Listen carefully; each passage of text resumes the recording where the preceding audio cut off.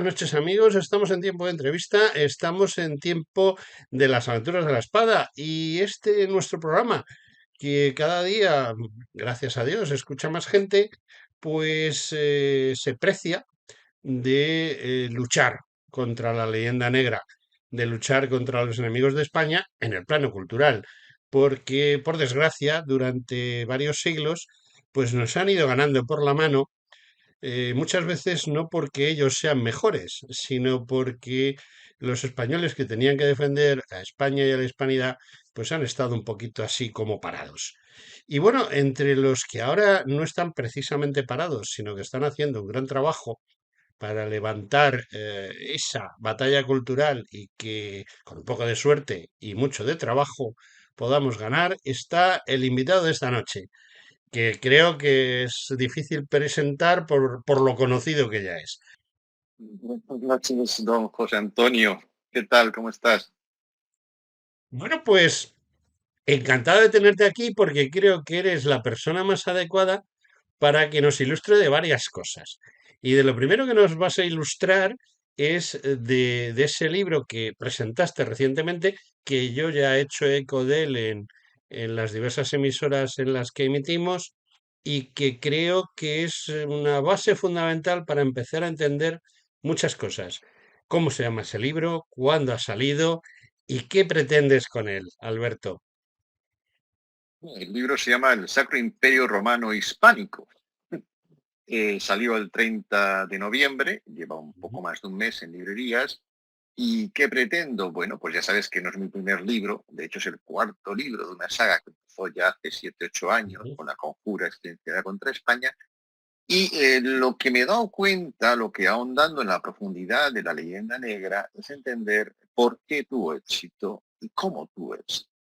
Entonces, la guerra cultural, estamos en una guerra cultural, aunque muchos insistan en no quererse darse cuenta. Una guerra cultural que contra lo hispano lleva ya 5 siglos, tiene las artes muy trabajadas. Nosotros acabamos de empezar prácticamente a hacer frente a este fenómeno. La guerra cultural tiene 3 dimensiones. El relato, la guerra de los nombres, quien denomina, domina, y la guerra de las imágenes. Entonces yo he querido ahondar un poco más en esos 3 aspectos y fundamentalmente en la imagen, por supuesto, y en los nombres. También el relato, todo está unido.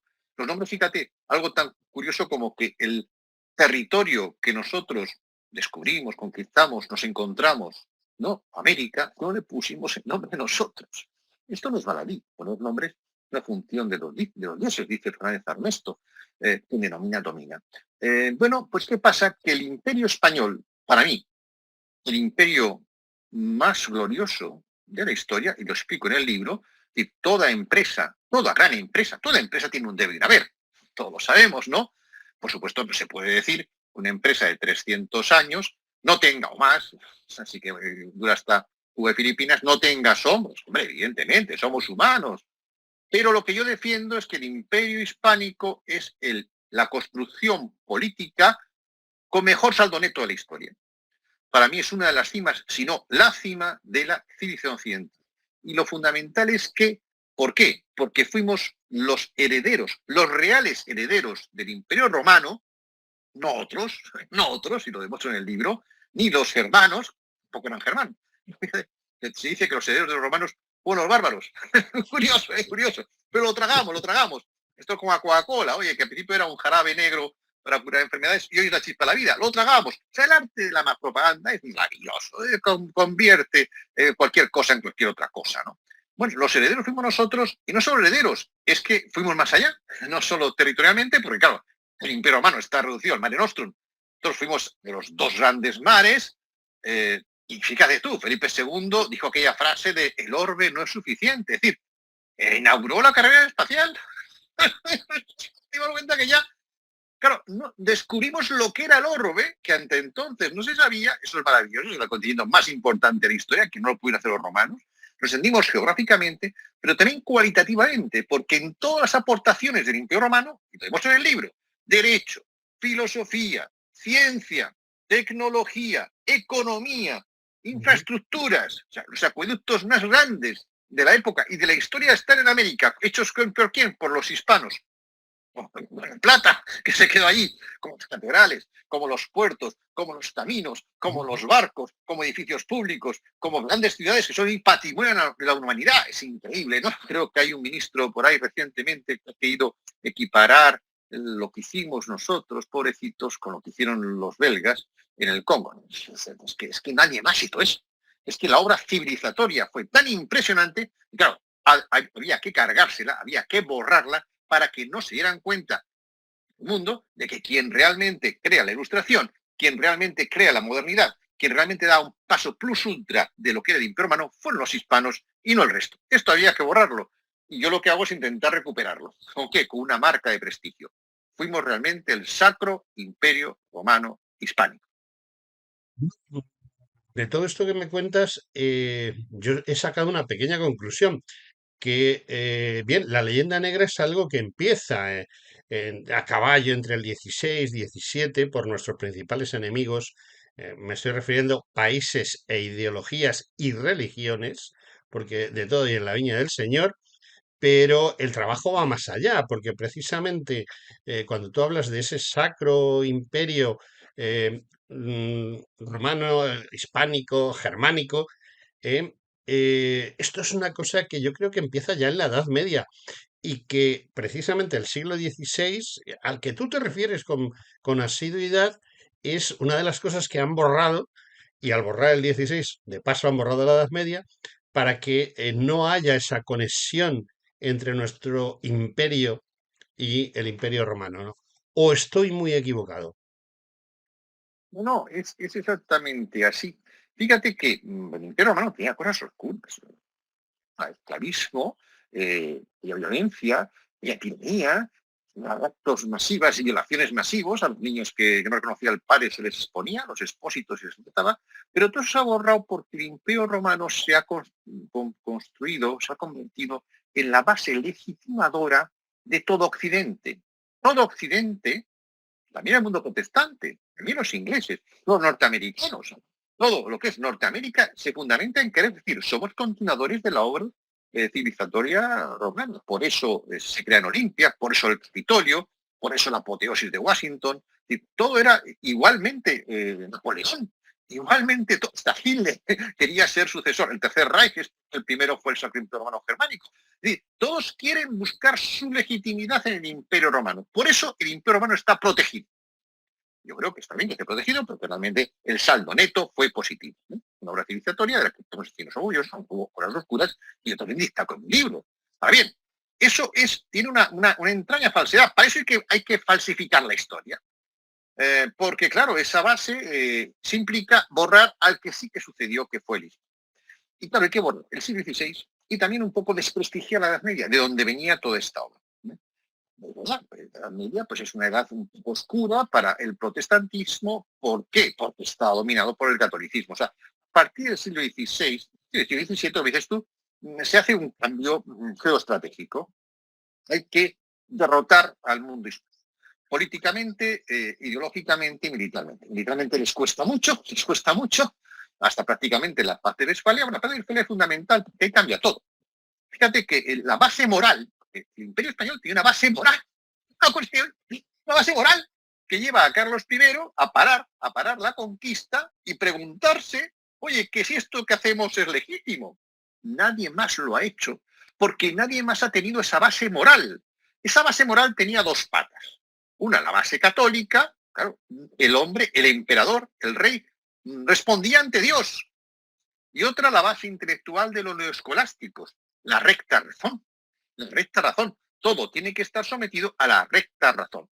Acuérdate que Mariana y otros neoescolásticos decían que era Dios, el poder no venía de Dios al rey, sino de Dios al pueblo. El pueblo lo delegaba en el rey, si el rey recta facies, ¿vale? Si no, lo recuperamos. Esto era revolucionario. Esto es la base de la democracia. Esto es la base del equilibrio de poderes. Bueno, pues esto hay que borrar. ¿Por qué? Porque era hispano. Hay que crear otra ficción de que la democracia, la ilustración, nace en el mundo franco-protestante. En la patria de Esclalia se sustituye la recta razón por la razón de Estado. A partir de entonces, todo estará basado en la razón de Estado, hasta el día de hoy. Entonces, en vez del orbe justo, que creía que era crear Vitoria, el orbe justo, donde todas las repúblicas sean iguales, ahora no tenemos eso. Lo que pasa es que estamos completamente maniatados por la propaganda. Ahora hay 10 países con bombas nucleares que pueden destruir el mundo. Eso se hace entre Pacto de Westfalia y Conferencia de Yalta. Se divide en el mundo, hay 10 países que tienen bombas nucleares, hay 40 paraísos fiscales, casi todos en antiguos territorios o actuales territorios de Inglaterra, Francia, Estados Unidos. Curiosamente, Francia, Holanda, Francia e Inglaterra no se someten al proceso de descolonización. O sea, la colonización es terrible, terrible, salvo para dos que pueden tener territorios de ultramar todavía en América. En América, o sea, en el territorio que nosotros, digamos, los primeros, nosotros no tenemos con ningún territorio. Ellos sí, porque son diferentes. Ellos tienen colonias hasta en España, con Gibraltar. ¿Y nosotros qué? Nosotros estamos divididos, separados. Porque, ya te digo, en ese momento que hay un cambio moral, con el cambio de la razón, recta razón por razón de Estado, y la otra que es, el hombre es salvado por sus obras, Dios vigila el comportamiento humano, llega Lutero, hombre de paja de los príncipes alemanes, y dice, no, el hombre se salva por la fe. Hagas lo que hagas. Si tú tienes éxito, Dios te apoya. Esa es la base inmoral de todo lo que es la construcción anglosajona, franco-anglosajona, que dura hasta hoy. Y qué bueno, claro, por eso es tan difícil abrir estos temas, porque estamos poniendo en jaque la farsa cognitiva que sostiene al mundo triunfante desde el siglo XVII hasta estos días. Bueno, la verdad es que España ha jugado un papel muy importante y sobre todo ha sido el de tratar de aguantar esos 300 años a pesar de lo que tenía enfrente, ¿no? Militarmente por lo menos se aguantó muy bien esos 300 años, pero vamos a ver, el problema es que eran todos contra España, incluido Portugal, que está aquí al lado y que teóricamente debiera de haber estado en el mismo barco que nosotros. Pero realmente, ¿dónde empieza o quién empieza este problema de la leyenda negra? Bueno, la leyenda negra es el nombre, porque por detrás hay muchas cosas, ¿no? La leyenda negra no es solo decir qué malos son los españoles que hicieron esto o lo otro, sino la destrucción económica, logística, ideológica, etcétera, etcétera. ¿Dónde se pergeña esto? ¿Cómo se va llevando a la práctica? Y sobre todo, ¿cómo es posible que seamos los propios españoles los que nos hemos creído esa leyenda negra que es más falsa que un duro con la cara de Popeye? Y yo sostengo, mi libro lo trato de probar, que es difícil encontrar un momento, pero yo identifico a un sujeto que me parece que intelectualmente tiene mucho que ver en el diseño de la campaña. Porque siempre, como dice Villarroca, todo imperio ha tenido su resistencia. Pues si tú tienes un imperio, pues lo lógico es que se revuelvan los conquistados. Aquí no vino de los conquistas. El indigenismo es una cosa muy reciente. Durante 300 años tienen que estar encantados de ser vasallo del rey de España, ¿no? Vino de nuestros competidores. Bueno, era lógico, dicen los ingleses, no impersonal y business, pero ¿cómo no surge? Yo creo que un sujeto muy peligroso, porque era también muy inteligente, y que sí pergeña idea este tema, es Francis Bacon. Yo digo en el libro, Francis Bacon al principio era un admirador, entusiasta del mundo español. Se queda alucinado. Tú imagínate que hoy cualquier país con el que no se contaba, con España no se contaba, estábamos dominados por los árabes, podemos hablar también de lo que era la Reconquista, porque no duró 800 años. Poco tiempo, de Nava de Tolosa, prácticamente la mitad de España estaba ya cristiana. Solo que se completó en 8 años. Es distinto, duró que se completó. Y podemos comparar con lo que pasa con Estados Unidos. Ellos no nacen con el 1776, 13 colonias, un calcetín. Nacen con 1848, Tratado de Guadalupe Hidalgo, un expolio. Pero claro, ellos manejan el relato y dicen, hicimos con el calcetín. Pues no hace que me estudias, ya está. Me estudies bien. ¿Dónde iba? Que me he olvidado. Me he olvidado. ¿Qué la pregunta estábamos? Estabas hablando de que hay una persona en concreto que al principio... Francis Bacon. Sí. Sí. Francis Bacon al principio era un gran admirador, y yo cito textos suyos donde se queda alucinado, es como soy una India, un país que nadie contara con él. Pues llega a un planeta que no figura en los mapas, que nadie conoce, y vuelve y hace una ruta de ida y vuelta. Eso fue Ujú. lo que hizo España. No nos damos cuenta, es la acción más importante y significativa de la humanidad. Pero claro, como la hicieron los hispanos, hay que borrarla, o hay que minusvalorarla. Pero claro, llegó a un territorio que no se conocía. Llega, que algo que nadie hacía, porque no se separaban de la costa, por lo tanto tiene una tecnología superior, y vuelve, y ya hay una ruta increíble, y luego hace más la ruta del Galeón de Marín. Impresionante. Bueno, ninguneada. Bien, Francis Bacon era un gran animador, porque lo que hicimos los españoles fue la leche. Que implicaba tener una tecnología superior al resto, un conocimiento superior al resto y una resiliencia, un par de narices, superior al resto. Pero claro, después él se da cuenta que, oye, estos tíos son tan buenos que son un problema. Son un problema porque nos van a barrer. Como no les paremos, nos van a barrer. Van a dominar el mundo. Tienen una religión universal, tienen una cultura universal, tienen una capacidad universal. Hay que ir a por ellos. Hay que ir a por ellos. Entonces convence a Isabel I para hacer, no lo era, su enemigo a España. Cuenta que Isabel I casi se llega a casar con Felipe II. Y Felipe II se portó muy bien con ella cuando estuvo allí de rey. No eran tan enemigos, simplemente por razón de Estado, ya entonces lo impone a la moral. Hombre, hay que acabar con estos antes de que se nos coman. No les vencían en el campo de batalla, lo intentaban, pero nos vencían. Sí, eran la piratería internacional. Todo, las guerras híbridas, crean la piratería internacional porque no les vencen en el frente a frente y crean y empiezan a comprar a todo el mundo. Al Duque Orange, por ejemplo, pues le compran para que sea un agente de esta cultura y él encantado, claro. Van comprando a gente, así ha sido siempre un anglosajón. Si no te compran, si no, luego igual te desprestigian y si no, a lo mejor ya te matan, ¿no? Pero primero te compran. Hay una célebre frase cuando Inglaterra, cuando se une con Escocia, convencen al Parlamento escocés de integrarse en Westminster y tener menos representación de la que les correspondería por población. Y les preguntan, ¿y cómo lo conseguisteis? Les compramos a todos. Compramos a todos. Esa es su técnica. Y eso la gente no se da cuenta. Los compramos a todos. Francis Bacon, incluso su obra Novum Organum, es una copia, como sabes, está basada en el Regimiento de Navegación de García de Céspedes. A partir de copia la portada, es impresionante. Copia la portada con un par. A partir de entonces la política es clara. Ningunear todo lo que pase en España. Si hay un español, hay un anglosajón o un francés que va a tomar su obra y se lo va a atribuir. En el siglo XVI, ¿quién van a ser los filósofos punteros, los que cambian el mundo? ¿Un español? No, Descartes y Spinoza. Descartes por ser francés, Spinoza, bueno, era un antiguo sefardita, sus padres habían ido de España, evidentemente, pero él era deudor de Francisco Suárez y así lo reconoce. Igual que Descartes, los dos eran deudores del mayor filósofo del siglo XVI, junto con Victoria, que fue Francisco Suárez, un filósofo cancelado. ¿Por qué? Por una estrategia metodológica que yo pruebo en el libro. Cuando un español hace algo importante, viene enseguida un inglés y se atribuye su obra y le borra y la aparta.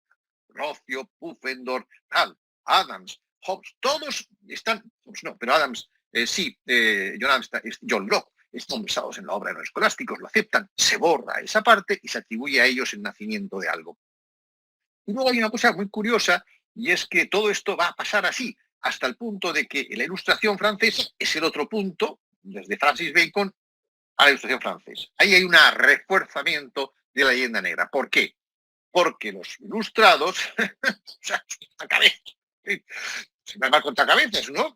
No mentimos si le llamamos cortacabezas en vez de ilustrados, la luz de la guillotina. ¿Vale? Yo prefiero llamar la luz de las aulas de Salamanca, me parece misológico, ¿no? Bueno, estos para triunfar tenían que quitarse de en medio a la verdadera ilustración que fue la del siglo XVI, la recta razón, donde la libertad se convierte en categoría jurídica por primera vez. Es decir, la escuela de Salamanca que fue la segunda Atenas, no solo Salamanca, Alcalá de Henares, Coimbra, Évora, las universidades americanas, fue una red global de universidades, fue un siglo XVI impresionante, había que borrarlo. ¿Qué hacen para borrarlo? Eres la Edad Media. Eso es la oscuridad. ¿Por qué? Por ser católicos y por ser monárquicos. El catolicismo, ellos son ya teos, teístas, Robespierre. El catolicismo es la oscuridad, y la monarquía también. ¿Por qué? Porque ellos se rebelan contra la monarquía. Pero curiosamente, no critican al Sacro Imperio Romano Germánico. ¿Por qué? Porque son sus aliados. Y eran monárquicos También eran católicos parcialmente, la mayor parte eran protestantes, claro está, pero no se meten con el Sacro Imperio Romano Germánico. No, el mal es la oscuridad española. Y todos los ilustrados a los que los intelectuales españoles en un 80% adoran acríticamente son hispanófobos. Ujú. Bueno, tú sabes que en España hay dos vicios. Si eres de derechas, adoras a los anglos, y si eres de izquierdas, adoras a los franceses. Todos, ninguno, adora a España, claro. Entonces, bueno, tú me decías, ¿y por qué lo hemos asumido? Bueno, ahí es un elemento muy interesante que daría para otro libro. Yo hablo aquí de la historioterapia, ¿eh? La historia es No, terapia también. Como seguro que lo estás preparando ese libro. Me juego. no, estoy en ello también. Sí, no, pero yo en este libro ya hablo de historioterapia porque, como Lumarinov, acuérdate, más Platón, menos Prozac, dijo, bueno, la filosofía es en el fondo es un arte también. Antes de la psicología, pues ya hablaba de la salud, de cómo vivir bien, ¿no? La historia es nuestro software mental. El relato colectivo es nuestro software mental. Por lo tanto, afecta directamente a la salud mental. Si tú vives en una comunidad de baja autoestima colectiva, tu autoestima individual va a ser baja. Nos jugamos mucho con esto. Hasta la economía es un estado de ánimo. ¿Por qué no lo hemos creído? Bueno, yo hablo, ¿sabes?, en uno de mis neologismos que he incluido, porque como estamos en una guerra de nombres, es importante, yo creo términos que me parece importante para cambiar el discurso. Uno es el de hispanobobo. ¿Por qué? Porque es la contraparte del hispanófobo. El hispanófobo es el de fuera que nos odia porque somos sus competidores o nos desprecia. Esto es, bueno, normal, en una guerra normal, Pepsi-Cola no va a hablar nunca bien de Coca-Cola y viceversa. ¿Cómo es posible que el directivo de Pepsi-Cola hable mal de Pepsi-Cola? Esto es una cosa ya, esto es surrealista, ¿no? Que es el hispanobobo. El hispanobobo, pues, es una persona que tira piedras contra su tejado pensando que él no le va a dar. Bien, estos son años de manipulación, son películas, son relatos. Le dicen, no, tú para ser moderno tienes que ser anti-español o anticatólico. Para ser moderno tienes que ser protestante. ¿Protestante? ¿Ser arbitrio? Ser arbitrio es la base de toda dictadura. Bueno, Hobbes y Lutero son la base de toda dictadura, y Rousseau, eso es la base de toda dictadura, eso es la modernidad. Bueno, pues sí, lo crean. ¿Por qué? Porque son bobos, hombre, porque están manipulados de siglos de historia. Entonces están los hispanobobos, y entre medias un grupito de gente que son traidores. Traidores, ¿por qué? Porque están pagados. Es decir, directo o indirectamente, hay muchas formas de comprar a una persona, no solo directamente al dinero, sino a permitirte publicar aquí, ser reconocido por tus pares ingleses y te pones, uy, contentísimo, o en Francia, es que he estudiado en la Sorbonne y ya te pones a dar, no es loco, ¿no? Imbécil, ¿no? Pero bueno, es decir, yo como digo, estamos en un modelo de vasallaje colectivo. Fíjate, te voy a dar me callo, dos pruebas de ese vasallaje cognitivo cultural. Uno es, si tú eres un buen cocinero hispano, la cocina hispana es la mejor del mundo porque trajimos y intercambiamos los productos, no vas a reconocimiento de una academia hispana de gastronomía, no, te pones un neumático francés en la cabeza y estás contentísimo.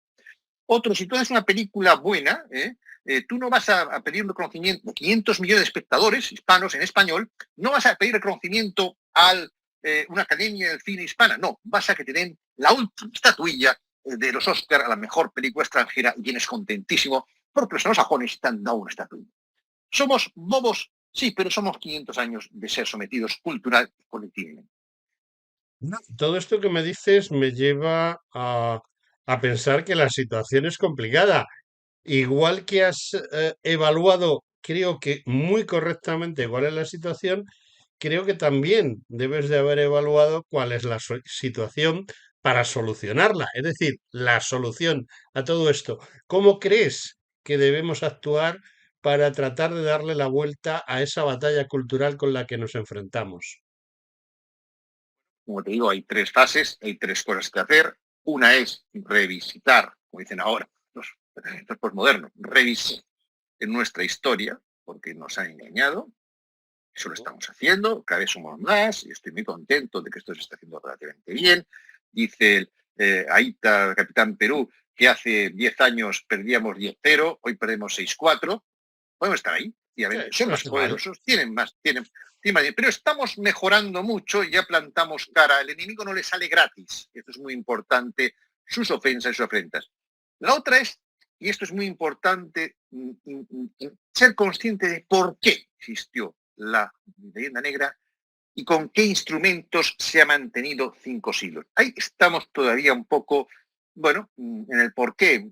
Y en el cómo muy poco se ha investigado. La imagen, por ejemplo, es fundamental ser consciente de cómo se ha metido nuestro subconsciente a través del cine, de los cuentos, de los cómics, en todo, en todo. Y ahí, bueno, hay que plantar cara también. Y claro, está la tercera vía y es, bueno, todo eso está muy bien en el pasado, pero ahora hay que ir al futuro. ¿Qué hay que hacer? Intentar acercarnos de nuevo. Divide et impera o lo menos hace la fuerza. El enemigo ha querido dividirnos, enfrentarnos, para que seamos pobres y débiles. ¿Qué tiene que hacer una persona sensata? Pues no contrario. Tratar de unirnos, no digo que se crea una entidad política unificada, pues es quizás utópico, pero sí dar pequeños pasos, siguiendo el método de Jean Monnet, funcionalista que funcionó en la Unión Europea, dar pequeños pasos que den lugar a otros pasos para poder estar más unidos, una unión cada vez más estrecha, que es lo que hace la Unión Europea. Y fíjate, Jean Monnet empezó con el carbón y el acero. Ya también muchas reticencias entre los países europeos para unirse. Vamos a poner una cosa que sea neutral, que todo el mundo sea consciente de que está mejor unido, porque así ha sido causa de guerras. Carbón y acero. A partir de ahí, la comunidad carbón y acero, y a partir de ahí se va uniendo más. Bueno, para mí, lo que nos debe unir hoy, porque es inevitable, es la lengua y la cultura. Eso no lo discute nadie. Yo hablo con separatistas que me dicen, odio a España. Allá tú. ¿Quieres una cultura de odio? Pues allá tú. ¿Quieres quitar a tu hijo el privilegio de hablar como lengua materna la segunda lengua más hablada del mundo que compartes con 500 millones de futuros clientes? Eso es una estupidez. Nadie lo puede negar. Entonces yo trabajo en el último capítulo del libro en qué hacer para volver a unirnos. Yo hablo de la comunidad hispánica, ¿no? La comunidad hispánica, como fueron las europeas, comunidad hispánica, donde esos 21 países, aunque sigan siendo países, porque eso es inevitable, ya están construidos, pero sí reconozcan que hay muchas cosas que podemos hacer juntos para librarnos del vasallaje político, económico, cognitivo del resto. Y yo pongo 20 medidas, un decálogo y 20 medidas para volver a unirnos. Te he puesto ese ejemplo, la gastronomía. No tiene sentido someternos culturalmente a Francia. A mí particularmente la cocina francesa me parece un bluff, no sé a ti, y tampoco hay que convertir una cocina de toda la vida en un laboratorio químico. Se puede, sin embargo, recuperar lo que son los mejores platos, la tradición de nuestra cocina, que es la más rica del mundo. Se nos odian que es la más rica del mundo. Porque intercambiamos productos. Creamos la comida internacional nosotros. Y eso hay que recuperarlo con una academia hispana de gastronomía. O te digo en el cine, de unos Oscar, unos Caspiscara. Por cierto, los Nobel. Es que hay pocos Nobel españoles. Hombre, sí, hay pocos Nobel españoles porque los dan los anglosajones, los suecos. Pero es que no solo es eso. Fíjate, lo más curioso de todo. Estamos tan contaminados psicológicamente que como digamos, construimos los príncipes de Asturias supuestamente unos premios. ¿Para qué? Hombre, yo digo yo que para premiarnos propiedades a nosotros mismos. Digo yo, ¿no? Pues no premiemos a los extranjeros. Hay un caso que es paradigmático de esta bobería, hispanobobería que nos domina, que es el tema del premio al CRISPR, ¿no? Este es un tema de esta tecnología de manejo de genes, que inventa y descubre un español, un catedrático español. Bueno, pues los Nobel no se reconocen a él. Eran dos chicas, que eran mujeres además, norteamericanas, ¿no? Que eran discípulas suyas, que habían aprendido todo de él. Bueno, eso son los Nobel, ¿sí? Son los Nobel que sabes a quién beneficia, a ese mundo, que se siguen siendo el mismo discurso. De vez en cuando premian a algún español en cosas no muy importantes, o ya si es la super leche y no pueden evitarlo, pero solo de vez en cuando para cumplir expediente. Ellos están ahí para defender un discurso. El mundo anglosajón, franco-sajón, domina al mundo. Ya está. El resto somos idiotas. Bien, pues llega el príncipe de Asturias y vuelve a dar el mismo premio a las dos mujeres extranjeras y no al español que lo creó. Esto ya es, no de psicólogo, esto ya es de servicios secretos. Esto es una cosa muy grave y que te muestra cómo está extendido, sobre todo en nuestras élites intelectuales, por llamarlo de alguna manera, políticas y económicas, el vasallaje completo cultural a lo anglosajón, a lo franco o a lo germánico. Nunca a lo español. Por eso reivindicar cosas como estamos haciendo nosotros nos lleva a que nos insulten, nos desprecien. Bueno, yo con este libro ya hay gente que me ha criticado, que son anglófilos. Si eres español, pregúntate un poquito si tú eres español, si esto igual tiene sentido, ¿no? Léete el libro. No, porque son servidores acríticos de un vasallaje cultural que lleva ya siglos de historia, claro. Es un verdadero problema lo que tenemos, pero yo quiero ser abogado del diablo, si me lo permites, un momentito. Y es esa unión con esos veintitantos países de habla hispana está complicada porque continuamente están haciendo gestiones para que no exista. Si tú miras ahora el panorama político, económico y cultural de los países, sobre todo iberoamericanos, la situación es caótica. O sea, nos encontramos con cosas contrapuestas como es ese gobierno bolivariano de Venezuela o el actual Milei, que desde mi punto de vista sirve a los intereses de determinada raza más que de determinado ámbito político, etcétera. Es muy difícil, continuamente están haciendo cosas para evitar que podamos hacer esa reunificación, aunque solo sea cultural. O sea, es muy difícil hacer una reunificación cultural cuando tenemos a un Milei, cuando tenemos al peruano o tenemos al venezolano, que son claros exponentes de todo lo contrario. Y luego ya si sumamos a un tipo como el mexicano, el presidente de México, entonces ya es para morirse. Hay que trabajar mucho eso por un lado y por otro lado, no sé si tú estuviste en el momento en que en en Santa Pola se estuvo hablando de estas cosas y Carlos Leáñez, que creo que es un individuo bastante visual, como pueda serlo Pablo Victoria, etcétera, plantearon lo siguiente: señores, si ustedes quieren que esto lo arreglemos, primero ustedes que no son nada más que el 8% y llevan toda la razón del mundo, tienen que arreglar su casa y luego vamos a arreglar la de todos. Lo decías tú hace un momento con los separatistas, secesionistas, mejor dicho, con los secesionistas que tenemos en España. No somos nada más que el 8%, pero es que el otro 92% también está para, para mucho cuidado. ¿Tú crees que podemos lograr algo o los traidores y los pagados nos van a poner muy difícil la cosa? Bueno, yo suelo decir una frase, aunque la película no me gusta, prefiero morir con las botas puestas que con los calzones caídos, ¿no? Esto hay que lucharlo porque estamos en lucha justa. Que veamos el resultado, pues seguramente ni tú ni yo veamos esto vivo, pero no nos podemos permitir cejar en la lucha que es la de vida. Esto es justo y necesario, esto es nuestra única salvación, ¿eh? El proceso es muy importante. Estamos empezando. La buena noticia es que hace 8 años nadie hablaba de esto. Nos hemos olvidado. Sí, Lleva razón. sí, 8 años. Nadie hablaba de esto. Una vez que un libro sobre la conjura silenciada contra España. Es verdad que la fobia de Tira pues, marcó un antes y un después. Esto hay que reconocerlo. Y es muy, regalamos todos mucho por hacer más grande. Hace 8, 10 años nadie hablaba de esto. Ahora bien, el enemigo es muy potente, como dices tú. Hay que despertar el mundo hispano, despertar hispanos, otra asociación que está por ahí. Hay que despertar y reconocer que ¿por qué tenemos unos dirigentes tan malos? Porque a nuestros competidores no les interesa que tengamos buenos. Si los hay buenos, o los compran, o los echan, o se los cargan. Es decir, los magnicidios que ha habido en el siglo XIX y XX en España, pero bueno, en América, igual o más. ¿Cuántos se han cargado en América? Cuando había uno bueno, se lo cargaban. Aquí, bueno, nuestros 5, por supuesto. Y si quieres un esa 11M, hay un hilo, y si quieres meter como Sotelo por medio, yo creo que se puede meter todos los grandes magnicidios, ha habido detrás una sombra oscura extranjera ¿qué hacía? Pues cargarse a los mejores o evitar que España funcionara, trayendo ¿qué? O dirigentes populistas, comunistas, que no va directamente a la pobreza. Todavía la gente sigue creyendo que el comunismo puede funcionar.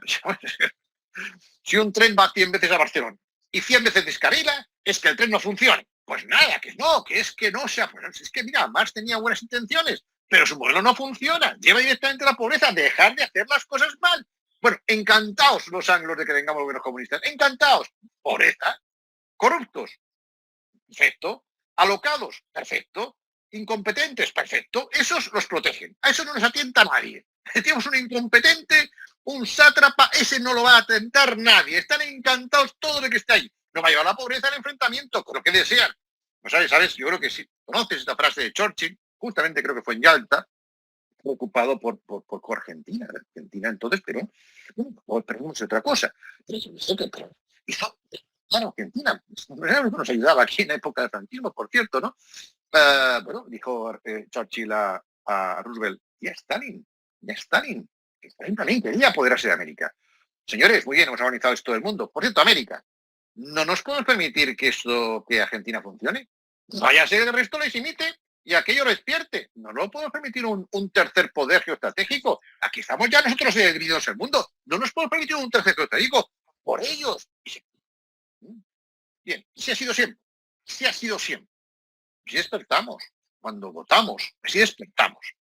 Y digo, pues como yo del poder político no espero nada, porque considero que si hay uno bueno se lo van a cargar o lo van a comprar, los demás son hispanobobos o traidores, hay que ir a la sociedad civil. Yo por eso lo que yo promuevo, mis 20 medidas, son medidas que no tiene que ver el poder político, sino hablar con la sociedad civil y crear estructuras que hagan una unidad cada vez más estrecha de nuestros pueblos, como hace la Unión Europea, una unidad cada vez más estrecha. En la gastronomía, en el cine, en la cultura, un mercado interior del libro, crear un Amazon hispano. No hemos sido capaces de hacerlo, crear un Amazon hispano, que los libros cuesten lo mismo en los dos lados, que sea fácil la cultura, por supuesto el cine, como te he dicho, el arte, pero también la economía, una unión de empresarios hispanos, una conferencia iberoamericana de organizaciones empresariales. Esto, una calificación de universidades hispanas. Ya está bien someterse. ¿Serán mejoras o anglosajonas o no? Pero yo quiero tener un certificado de calidad de universidades hispanas, con nuestros criterios culturales, que igual algunas son funciones, pero oye, es que lo que no puede ser es que vayas a la clasificación internacional de las universidades hispanas, universales del mundo, y la primera hispana, no sé si la Universidad de Barcelona aparece en 200 y pico, la primera iberoamericana en el 300 y pico. ¿Pero esto qué es, hombre? ¿Esto qué es? O sea, que América, que fueron las primeras universidades del mundo después de las europeas, que a Salamanca la primera universidad de Europa o la tercera, según nos miremos, tenemos las primeras universidades del mundo. ¿De quién coño se lo crees? Hombre, es verdad que la corrupción, que la incompetencia, que el latrocinio, que la hispanobobería ha llevado a que muchos académicos españoles estén comprados. Pero, hombre, no somos tan malos, no somos tan malos. Yo he estado fuera estudiando, cuando venía un norteamericano ponían la alfombra roja y todos adorando al norteamericano, tú ibas a su charla y decía paja lleno.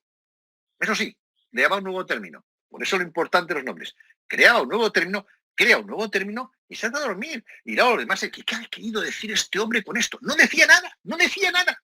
Yo, incluso si vas a los libros más vendidos en materia de ensayo, que los hispanobobos compran con frucción, como tú te lees, son de extranjeros, ¿por qué este señor está triunfando? ¿Qué es lo que dice de nuevo que no dijéramos antes nosotros? En los términos.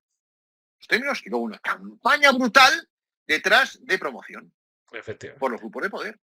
A ver si despertamos de todo esto. Entonces, hay muchas cosas que no dependen del poder político, del que yo no espero, sinceramente, nada.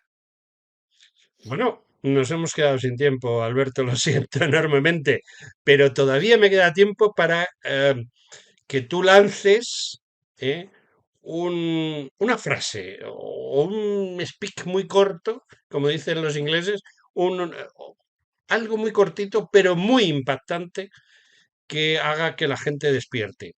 ¿Cómo podemos hacer que la gente despierte?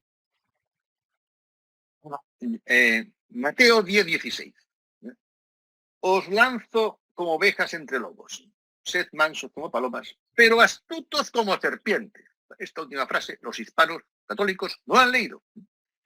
La otra es divide et impera, unión hace de fuerza. Yo me veo en el mundo hispano conflictos absurdos entre nosotros por un prurito de que yo tengo la verdad absoluta. Cuidado, la historia no es una ciencia exacta. Nadie tiene la verdad absoluta. Primero nos unimos y luego ya discutimos entre nosotros quién es más guapo, más alto. Viendo actitudes incluso entre católicos, que yo soy católico, entonces la tradición católica es muy importante para el mundo hispano, pero no al costa de decir, o eres católico o no puedes estar aquí. Entonces, eso está sirviendo al diablo. El diablo, ¿qué hace? Divide, enfrenta y confunde. Cuando tú estás sirviendo la división, estás sirviendo al diablo, que lo sepas, aunque vayas de super guay católico de primera división. Tercer lugar, nos han engañado nos ha engañado, vivimos una farsa cognitiva, una farsa cognitiva. La Ilustración nació en los debates serenos del Saula de Salamanca y no en la sangre que corría por las aceras por la guillotina del país. Despertemos, queridos hispanos. Pues ya solo me queda agradecerte estos minutos en los cuales creo que has dicho una cantidad de verdades inmensas y me has abierto a mí un montón de caminos para futuros momentos en los cuales podamos hablar tú y yo o otras personas que puedan ayudar a la causa. Alberto Gil Ibáñez, pero da igual. Alberto ¡Ay! G. Ibáñez y ya está. Alberto Gil No, Ibáñez. no, ¿Y por qué te digo yo García, por Dios? da igual, da igual. La G es para misterio, me parece bien. No, no, no. Lo que pasa es que, bueno, como tú esto lo tengo yo luego que editar, se me ha metido a mí en la cabeza, no No, pero pasa nada, lo da corto. igual. De Da modo que igual, da nos igual. Sí, volvemos sí. a despedir. Alberto Gil Ibáñez, muchísimas gracias por haber estado conmigo y que todo vaya bien y España, España y la hispanidad, porque España es un trocito de la hispanidad, vayamos adelante y arreglemos este entuerto. Gracias. Así sea, Antonio. Un abrazo.